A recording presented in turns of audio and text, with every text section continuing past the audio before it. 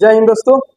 आइए आज हम लोग लैंगिक जनन के बारे में समझते हैं। इसके पहले हम लोग अलैंगिक जनन के बारे में पढ़ चुके हैं। अब लैंगिक जनन के बारे में समझते हैं। देखिए, लैंगिक जनन में क्या होता है, नर और नर युग्मक और मादा युग्मक, ये दोनों भाग लेते हैं। मादा युग्मक अर्थात नर गैमेट और मादा गैमेट, अर्थात नर की तरफ से जो स्पर्म यानी शुक्राणु आता है और मादा की तरफ से अंडाणु आता है। तो ये दोनों भाग लेकर जो संतान की उत्पत्ति करते हैं, ठीक है, इसी को हम लोग क्या करते हैं, लैंगिक जनन कहते हैं। तो लैंगिक जनन में जो नर युग्मक है, मादा युग्मक है, तो दोनों कहीं ना कहीं एक पुरुष है तो एक महिला का पोर्शन है। तो हम लोग यहाँ पर मादा जननांग से समझेंगे। लैंगिक जननांग के हम कुछ लक्षण बता देते हैं। देखिए, महिलाओं में लैंगिक जनन की जो क्षमता होती है, अर्थात जो जनन क्षमता होती है, वो 12 वर्ष से स्टार्ट हो जाती है और लगभग 50 वर्ष तक ले चलती है। अर्थात अगर हम कहेंगे महिलाएं जो होती है माँ बनने को कब हो जाती है, 12 वर्ष से लेकर 50 वर्ष तक। वहीं अगर पुरुषों की बात की जाए तो पुरुष में 14 वर्ष से स्टार्ट होता है, यानी 12 वर्ष महिला में, पुरुष में 14 वर्ष से लेकर और लगभग आजीवन चलता है, यानी 60-65 यानी लगभग आजीवन चलता है। पुरुष में जो स्पर्म जो बनता है लगभग आजीवन चलते रहता है, ठीक है। और यहाँ पर अब हम लोग मादा जननांग के बारे में समझेंगे। विशेषकर मादा जननांग से ही हम लोग का पोर्शन स्टार्ट होता है। तो देखिए, ये हो गया मादा जननांग, यानी मादा जननांग का जो मेन पोर्शन होता है उसके बारे में हम लोग जानेंगे।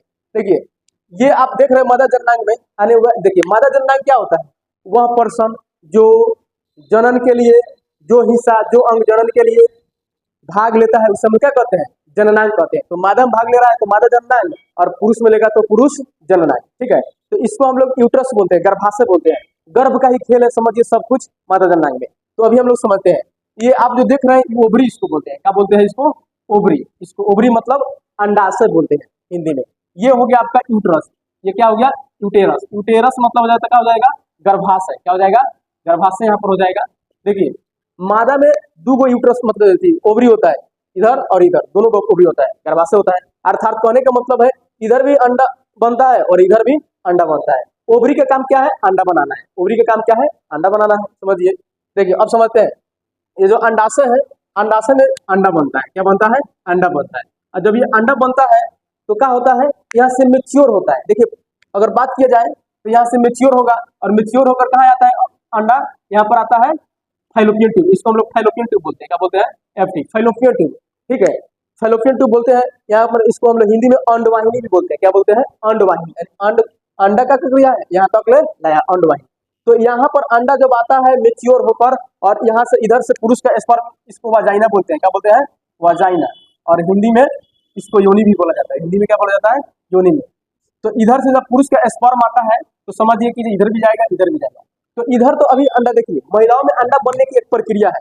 अगर इधर बन रहा है तो इधर नहीं बनेगा। जब इधर बन जाएगा, जब इसका मेंस्ट्रुअल साइकिल के द्वारा बाहर आ जाएगा, यानी ये खत्म हो जाएगा, मासिक स्राव खत्म हो जाएगा, तब इधर स्टार्ट होता है। तो कहने का मतलब जब अंडा इधर बन रहा है और जब स्पर्म इधर जा रहा है, स्पर्म को देखिए, स्पर्म ऐसे होता है, पूंछ वाला होता है। पूंछ में क्या होता है, माइटोकॉन्ड्रिया होता है। तो ये जो जब जिस स्पर्म का, यानी शुक्राणु का, स्पर्म को हिंदी में क्या बोलते हैं, शुक्राणु। पुरुष में क्या होता है, शुक्राणु रिलीज करता है। तो ये जिस शुक्राणु का ये जो पूंछ होता है, माइटोकॉन्ड्रिया, जो खत्म हो जाता है, टूट जाता है, वो शुक्राणु खत्म हो जाता है, मर जाता है। तो इसमें समझिए जब शुक्राणु होता है तो 50% मतलब समझिए कि जैसा ही मरा हुआ आता है। और उसमें से भी 25% यानी 25% क्या होता है, इधर चला जाता है। तो इधर जाने का मतलब हो गया कुछ नहीं, मतलब इधर अंडा थोड़े बन रहा है, अब इधर आता है। तो यहाँ पर जब अंडा और शुक्राणु यहाँ पर मिलता है, मैच करता है, तो इसी को हम लोग फर्टिलाइजेशन बोलते हैं, निषेचन बोलते हैं। तो निषेचन की क्रिया क्या होती है, फैलोपियन ट्यूब में, ठीक है। तो विशेषकर हम लोग यहाँ पर क्या समझे हैं, ओवरी जो है अंडा बनाता है। महिला में 2 ओवरी होता है।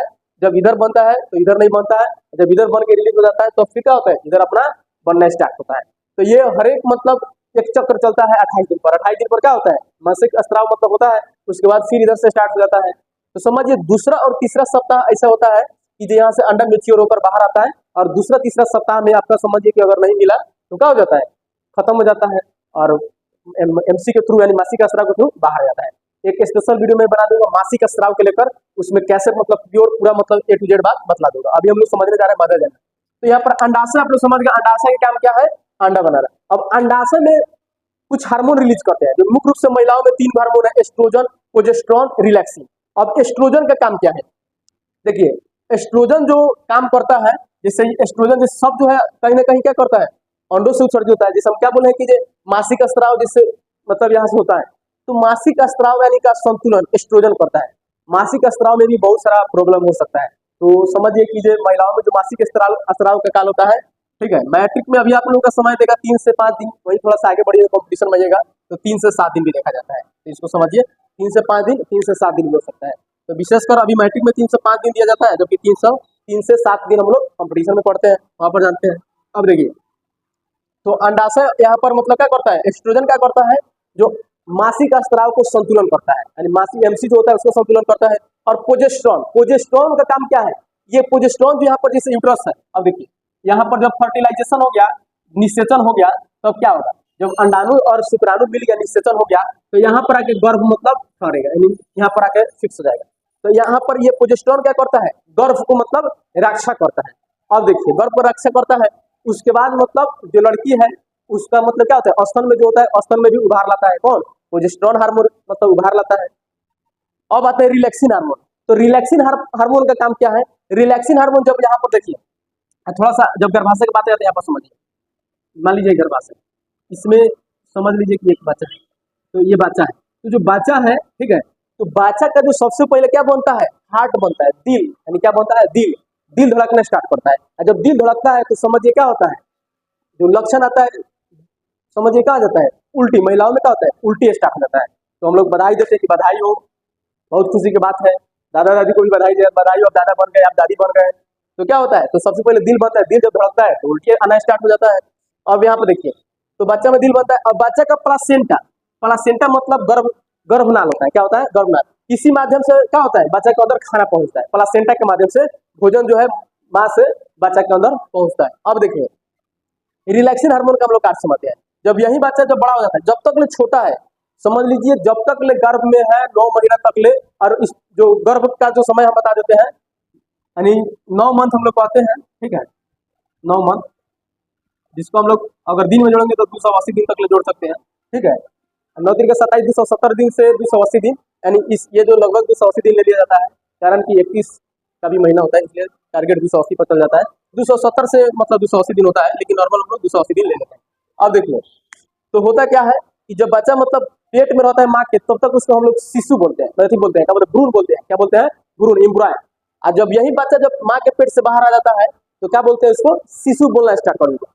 अब देखिए रिलैक्सिन, जब बच्चा जो बाहर आता है, जब बाहर निकलता है, ठीक है, इसको अगर ये सर्विक्स है, क्या है, सर्विक्स है, इस सर्विक्स को जो मतलब चौड़ा बातें बाहर आएगा तो इस सर्विक्स को चौड़ा किया जाता है।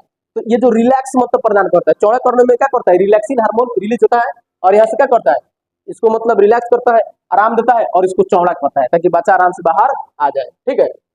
अब यहाँ पर देख सकते हैं, ये जो आप बच्चा जो जिस झिल्ली के माध्यम से घिरा रहता है, ठीक है, इसको इमियोटिक सेल बोलते हैं, क्या बोलते हैं, इमियोटिक सेल। इमियोटिक सेल नामक झिल्ली से बच्चा क्या होता है, यहाँ पर घिरा रहता है। और यहाँ पर आप देख सकते हैं, हम बोले अंडवाहिनी यानी फैलोपियन ट्यूब, यहाँ पर क्या बोल दिए, फैलोपियन ट्यूब। तो फैलोपियन ट्यूब में हम क्या बोले, अंडा उत्पन्न होकर आता है, इधर से स्पर्म यानी शुक्राणु आता है, दोनों मिलता है और निषेचन होता है, फर्टिलाइजेशन होता है। तो अंडा, स्पर्म और ओवम यानी अंडाणु और शुक्राणु मिलने का काम कहाँ होता है, फैलोपियन ट्यूब में होता है, ठीक है। यहाँ पर एक है गर्भाशय, यूट्रस, तो इसके बारे में भी बता दिए कि जब फैलोपियन ट्यूब में निषेचन हो जाता है तो यहाँ आके क्या होता है, बच्चा जो है यहाँ पर ठहर जाता है, रुक जाता है, और यहीं से क्या होता है, बच्चा का विकास होता है। जब महिलाएं समझिए कि जो गर्भावस्था में रहती है, प्रेग्नेंट रहती है, उस समय महिलाओं में समझिए कि जो लोहा और कैल्शियम की कमी होती रहती है, आम बात है, लोहा और कैल्शियम की कमी होती रहती है, ठीक है। तो विशेषकर महिलाओं को जब गर्भ अवस्था में रहे उस समय एक्सरसाइज वगैरह करते रहे, ये नहीं कि हाँ गर्भाशय हो गए तो कुछ नहीं करेंगे, ठीक है। गांव की महिलाएं, जो ग्रामीण महिलाएं हैं, अपना काम करते हुए समझिए कीजिए सब कुछ खाना पीना बनाएगी, चाहे छोटा मोटा जो भी काम रहेगा उसको करेंगे। ये नहीं कि हाँ हम प्रेग्नेंट हो गए तो इसके बाद हम कुछ नहीं करेंगे, इस तरह बच्चा आपका समझिए कीजिए अच्छा नहीं पाएगा। तो अगर बच्चा सही चाहिए तो कम से कम महिलाओं को एक्सरसाइज मतलब समझिए करते चलना है, ताकि बच्चा तंदुरुस्त हो, पुष्ट तंदुरुस्त जन्म ले। तो आशा करता हूँ कि आप बात को समझ गए। अगर कोई भी बात दिक्कत है, किसी भी प्रकार का आपको क्वेश्चन का डाउट होगा तो आप एक बार पूछ सकते हैं हमसे, कमेंट में भी डाल सकते हैं, ठीक है। तो विशेषकर हमने यहाँ पर मादा जननांग के बारे में बताया है, ठीक है। इससे रिलेटेड बात की, हाँ यहाँ पर ओवरी है, महिलाओं में 2 ओवरी होता है जिससे रिलीज करता है, प्रत्येक 28 दिन पर एक चक्र चलता है जिसको मासिक चक्र बोलते हैं। जब इधर का खत्म हो जाता है तो इधर स्टार्ट होता है। यहाँ पर अंडाणु जो होता है दूसरा से तीसरा सप्ताह में आता है, और फैलोपियन ट्यूब में आता है, यहाँ पर स्पर्म मिलता है, शुक्राणु, और बच्चा जब फर्टिलाइजेशन हो जाता है तो यहाँ पर गर्भाशय में आकर ठहर जाता है, और जस्ट 9 माह के बाद क्या होता है, बच्चा जो आता है जिसको हम लोग भ्रूण जो होता है डेवलप करके शिशु बन जाता है, ठीक है। और ये जो प्रक्रिया हम बताए आप समझ गए, ठीक है। तो मुझे आशा है कि आपको ये सभी बात समझ आया होगा। अगर किसी प्रकार का भी डाउट है कुछ भी तो आप कमेंट में बोलिए और आपको अगले वीडियो में हम बताएंगे। अब जस्ट इसका अगला वीडियो जो आ रहा है पुरुष जननांग के बारे में आ रहा है, ठीक है। तो इसमें इस प्रकार के अनेकों वीडियो आते रहेंगे। अगर आपको चैनल पर ये वीडियो अगर अच्छा लग रहा है तो कृपया लाइक, कमेंट, शेयर और दोस्तों के पास भेजना, ठीक है। तो अगर आपको ये वीडियो अच्छा लग रहा है तो कृपया अपने दोस्तों के पास शेयर कीजिए, जो पढ़ रहे हैं क्लास 10th हो चाहे 12th हो, कोई भी क्लास हो। देखिए लग रहा है कि 10th 12th ये 8वीं में भी पढ़ना है, ये ऐसे चैप्टर 8वीं में पढ़ना है, 9वां 10वां 11वां कॉम्पिटेटिव एग्जाम से लेकर हर एक चीज में पढ़ना है। तो कहीं ना कहीं इसको ध्यान देना है। अब जैसे हम यहाँ पे बताया था एस्ट्रोजन, प्रोजेस्टेरोन, रिलैक्सेशन, आपको लगता है कि अब रखना पड़ेगा, एक बार माइंड में फिट करिए, टेंशन खत्म। थैंक यू, मिलते हैं अगले वीडियो।